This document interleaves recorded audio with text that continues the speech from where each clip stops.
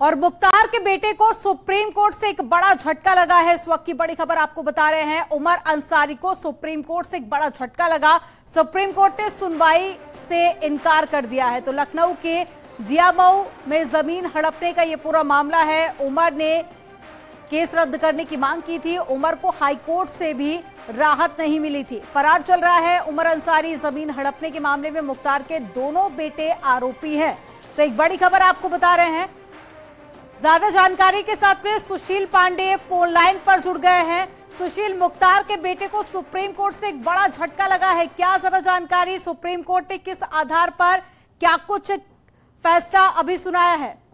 जी देखिए, साफ तौर से लखनऊ के जियामऊ में जबरन जमीन हड़पने का एक मामला था, जिस पर फिलहाल उमर अंसारी के खिलाफ मुकदमा चल रहा था। हालांकि इस पूरे मामले में उमर अंसारी की तरफ से सुप्रीम कोर्ट में याचिका दाखिल करके ये कहा गया था कि जो उनके खिलाफ एफआईआर दर्ज किया गया है जबरन जमीन हड़पने के मामले में, उस पूरे मुकदमे को कोश किया जाए। लेकिन इस पूरे मामले में हाईकोर्ट से भी उनको राहत नहीं मिली थी। आज सुप्रीम कोर्ट ने भी उनकी याचिका पर सुनवाई से इनकार कर दिया है। सुप्रीम कोर्ट में उनके वकील कपिल सिब्बल की तरफ से कहा गया है कि जब इस पूरे मामले में मुकदमा दर्ज किया गया था, उस समय फिलहाल जो उमर अंसारी है वो नाबालिग थे। लेकिन सुप्रीम कोर्ट ने कहा कि जब इस पूरे मामले की सुनवाई ट्रायल कोर्ट कर रही है और हाई कोर्ट ने इस पूरे मामले का परीक्षण कर लिया है, तो इसमें अब हस्तक्षेप करने की कोई आवश्यकता नहीं है। अगर आपको राहत चाहिए तो आप संबंधित ट्रायल कोर्ट में अपील करें। फिलहाल इस मामले में सुनवाई का आधार नहीं है।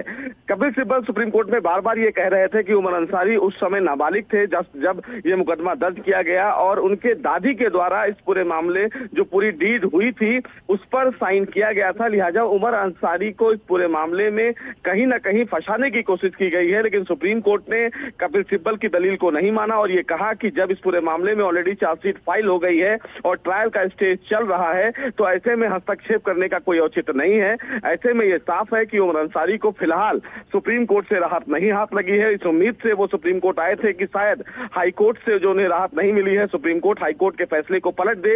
लेकिन सुप्रीम कोर्ट ने केस के मेरिट में जाते हुए साफ तौर से कह दिया है कि इस मामले में हस्तक्षेप की कोई आवश्यकता नहीं है। यानी कि उमर अंसारी की जो मुश्किलें हैं वो बरकरार है, उन्हें कोई राहत नहीं मिली है। बहरहाल उमर अंसारी अभी फरार चल रहे हैं। लेकिन जिस उम्मीद से वो सुप्रीम कोर्ट पहुंचे थे कि उन्हें सुप्रीम कोर्ट से राहत मिलेगी, लेकिन सुप्रीम कोर्ट से भी उन्हें राहत हाथ नहीं लगी।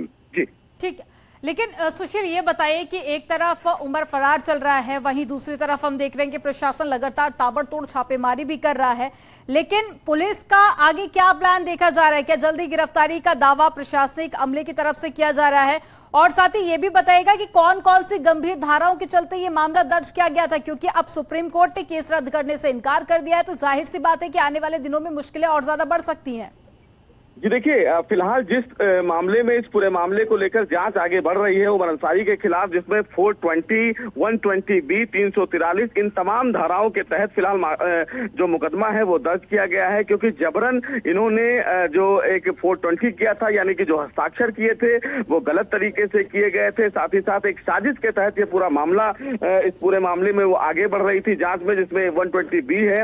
और जो फिलहाल इस पूरे मामले में बड़ा मामला जो फाइल किया गया है, जिसमें धमकी देने का भी आरोप लगाया गया है, तो उन तमाम धाराओं के तहत फिलहाल मुकदमा दर्ज किया गया था। और इस पूरे मामले में जो ट्रायल है वो आगे बढ़ रहा था। पुलिस के द्वारा इस मामले में चार्जशीट भी दाखिल की गई। लेकिन जिस उम्मीद से वो हाईकोर्ट गए थे और हाईकोर्ट में ये कहा गया था कि जो एफआईआर दर्ज किया गया है जिसमें फॉल्स हस्ताक्षर की बात कही गई है, उस समय उमर अंसारी की जो उम्र है वो बहुत कम थी। लेकिन पुलिस की तरफ से कोर्ट में यह दलील दी गई थी कि उमर अंसारी की तरफ से उस समय इन तमाम दस्तावेजों पर गलत तरीके से हस्ताक्षर किए गए थे।